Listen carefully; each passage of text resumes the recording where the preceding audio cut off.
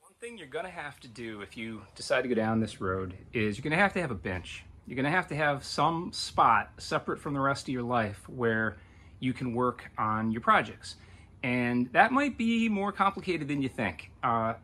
Starting this and then, slowly building what you need as the needs arise might be very frustrating to you, and it'll cost you a lot of time, and it might end up costing you a lot of money.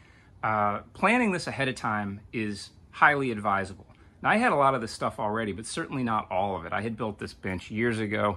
I highly recommend putting a light in your bench. I have, just your basic, probably cost me 30 or 40 bucks at Lowe's, but I have that set up. And I also spent the money on a nice end-to-end power strip, which, you'll be amazed how many of these plugs you populate fairly early on. And when I flick that switch, of course, everything comes on, including my light.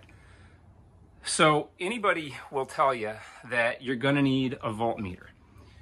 What they may not tell you is anytime you're going to build calibration gear or any device that acts as a standards switcher, like if you have a 1 volt, 10 volt, attenuator or anything, that's all going to have to be calibrated.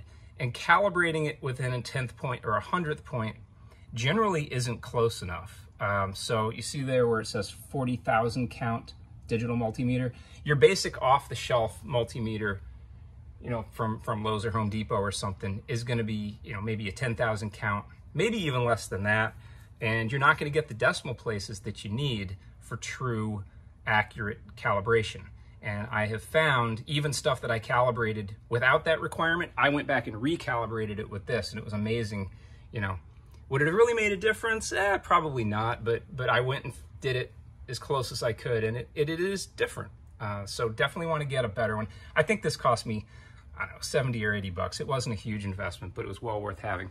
Also, I don't know about the rest of you guys, but I'm due for bifocals, so I bought a set of these,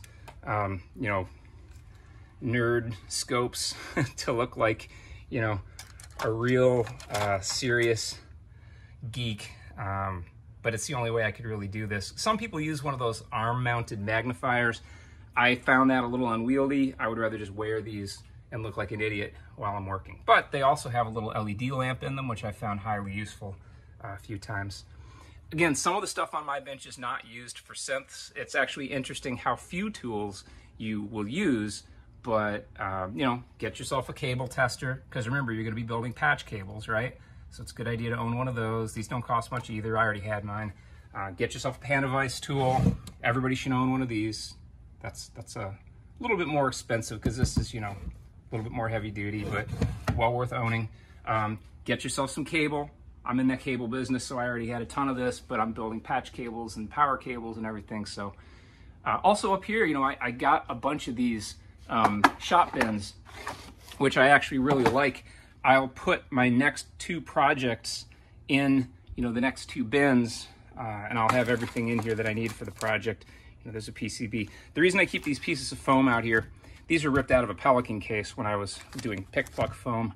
But this is a really cool way to work because when you put a resistor through the holes, the legs are going to hang down underneath it. So if you're working on a flat surface, there's no way to do that because the resistor, of course, will poke back up through.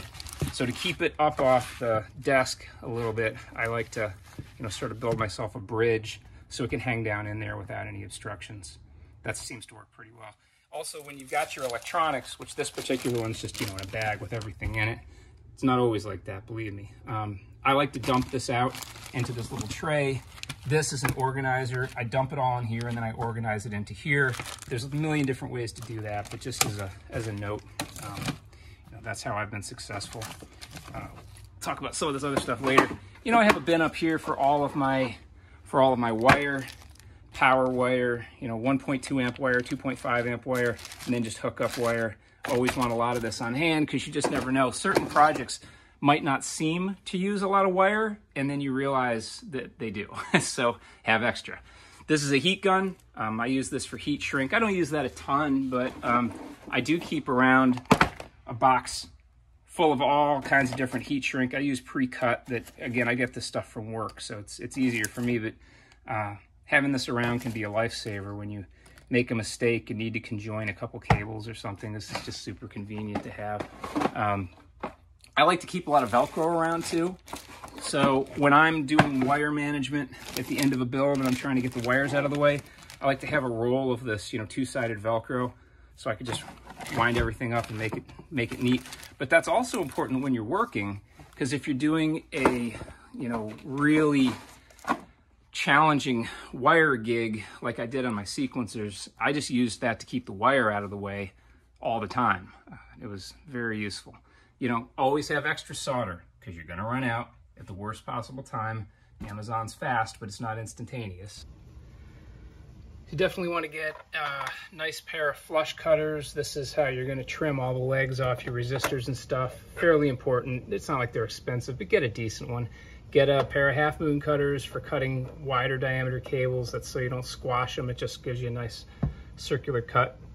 I also, you know, I have a standard wire strippers there, but I got one of these somewhat more sophisticated ones where you can see how it pulls it back so that it strips it and pops the cable off the end at the same time without you having to, like, you know, kind of wiggle it off. It just does it in one motion. So pretty good investment. I mean, I don't know, 25 bucks probably. It's not like a super expensive thing. You'll find a million videos about this. I'm just going to real quick say that there's 3 ways to remove solder. Here are all 3. This is a solder sucker. Pretty obvious. You compress it and then go, and it sucks solder out. If it's melted solder, obviously you got to heat it up first. This is the same concept, but it's a pump. So you arm it, put it where the solder is, and go, and that creates a suction. And then this one has isn't relying on suction, or at least not that kind of suction. This is a solder wick that, just because of the solder's tendency to flow into copper braid, if you put this on hot solder, it'll suck up into the braid. I think eventually you may own all 3. I'd say the one I use the least is this. The one I use the second least is this. And I can get practically everything done with this. My friend Kevin told me to get one of these because this was his preferred method. And yeah, he's right. This is what I use 99% of the time when I'm removing solder. If you're going to be doing your own panels, by the way, we'll talk about this more in the panel section. Build yourself a little confidence chuck. This has got all of the hole sizes that are the standard holes that you're going to use. So if you do go to cut panels, you can easily remind yourself what those sizes are. And this is a good test to do before you cut metal too. So for me, you know, 10.2 millimeters is my 1/4 inch, 8 millimeters is my LED holder, 7.2 millimeters is my potentiometers, and 6.2 millimeters is my SP, whatever switch you're using. I keep this around, and there's been plenty of times when I was glad I had it. I really didn't want to become one of these guys that had, you know, a zillion leftover parts, but that is going to happen. Get yourself an organizer. It's well worth doing it this way. Even for dumb stuff like, you know, somewhere in here I've got my thermal paste. You know, thermal paste, yeah, here. Thermal paste comes in this tiny, tiny little tube. You're going to lose this. You really got to put it somewhere. Like, it has to have a home or you're just going to never find it again. You know, so I keep pretty good assortment of connectors, and I've got all sorts of different knobs, and, you know, a lot of this stuff is extra, certainly, but I had to put it somewhere. Stuff will go missing. You can also buy, you can just go on Amazon or whatever and get these huge boxes of resistors. This only cost me like 10 bucks, I think. And as you can see, it's got a huge assortment of resistors in it. Because again, it's not like you can't buy these things one at a time, but to pay 10 bucks and just have everything all the time is well worth doing. I have the same thing for capacitors, and I might have had one for transistors. Soldering irons, God, we could do a whole video on these. We're not gonna. Make sure you get something with a nice flexible cord. I owned one before that I actually still have over here, my old Weller. This wasn't a bad soldering iron, but this cord is lamp wire. See, it's your basic Siamese PVC jacketed, and it's just so non-flexible that it was always getting in the way. And this one is nice and limp. It just sort of follows your hand, and you don't have to worry about it getting in your way. This one's got better adjustability, and it's just, you know, it's just a nicer system. It heats up faster too. So I've had good luck with this. What else? I mean, we could, again, you could do a whole video about either of these things, but you're going to need a power supply. It's going to have to be adjustable.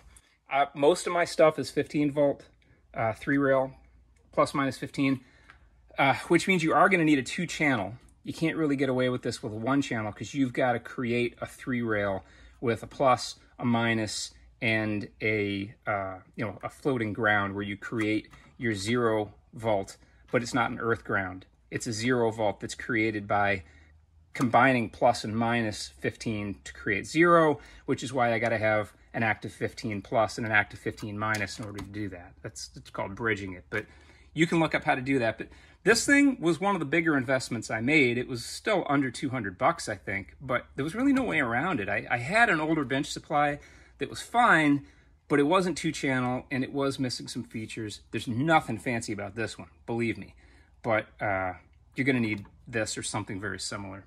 And oscilloscopes, can't go into too much detail. This one is actually over-specified, but I had a neighbor who was selling it, and my other one had been giving me problems. So I have 2 oscilloscopes now, but this one is quite a bit nicer than the other one. And, you know, this is not a bad place to spend the money because you're going to use most of the features eventually, although it seems daunting at the beginning, and you're like, well, I'm never going to use that anyway. It's like, well, you probably will. Don't kid yourself, dude. You probably will. Over here is a function generator, so this guy can do, you know, it's pretty straightforward. You can get these for like 25 bucks, but man, it's really, even if you strictly buy it because it's not something you built, right? You can trust the output of this because you didn't build it. This is presumably already been calibrated by somebody else. So you can see it's got sine, square, triangle, sawtooth, backward sawtooth, an ECG, which is like a pulse, noise, and then you can, of course, just adjust, you know, how many hertz it outputs. And you got a knob over here to control the amplitude output. The trick with these is they often have a BNC output, which I know not everybody's comfortable with. I am because I'm in the video world, so I had no problem building this, but on the other end, of course, it has to be 1/4 inch. So I built a cable to do that. Anytime you're trying to get things tuned so that they behave predictably at, you know, 3 volt, 4 volt, 5 volt, especially when you're tuning oscillators, you're going to have reference voltage to do that. So this is a very carefully calibrated reference output device where it goes from 3 volts up to 7 volts. And basically when I press the button, it just goes 3, 4, 5, 6, 7, 3, 4, 5, 6, 7 volts and just keeps going. Or I can throw it into auto mode and then it just runs through those cyclically and you can control the rate at which it goes. You know, it depends what you're doing. If you're trying to tune an oscillator, you want it to go fairly slow. And if you're just trying to see how some sort of a CV input is affecting a filter or whatever, and you're looking at it on the scope, then you probably want it to go a little bit faster so that you can see that cycle. But a lot of people build these into a box because they want to be able to carry it around with them. I made mine a module because in a way I was considering putting this in my synth permanently. I don't think I'm going to do that. My synth's full anyway, but this is really where it belongs. And I can take this in the house and use it if I want to anyhow. Doesn't really matter if it's in a box. Remember, you are going to have to hear this stuff. So I already had a receiver, CD player, and a Bluetooth device so I could listen to music while I was washing the car. I got speakers installed on the outside of the front of the house, but you definitely want to be able to hear through some speakers, because otherwise you're going to find yourself running in the house and plugging it into your synth every time you want to test something, and that could be pretty irritating. So I've got mine, you can see that orange wire, that's my test output, and that goes back to this old Kramer mixer. The Kramer mixer goes back into this receiver and of course comes out these speakers. That's been working out great for me. One thing I almost forgot to mention, because it's hidden back here, is a good old chromatic tuner. You can get these things, I mean, I think I paid $5 for this on eBay or something. It was almost ridiculous, but you know, at the end of the day, this is music, and calibrating against voltage, well, sure, we know how to do that. But in some shape or form, you're going to have to tune this musically too. So keeping one of these around is a very good idea. It's got a microphone on board, of course, if you're running it through the speakers and you just want it listening to everything that's going on, but you've also got a 1/4-inch input, which will give you a little bit more accurate reading. But, you know, I think everybody's seen one of these before, especially if you're a guitarist or something. You pretty much recognize the concept. I keep mine Velcroed to the wall because I don't use it all the time, but I keep it outside.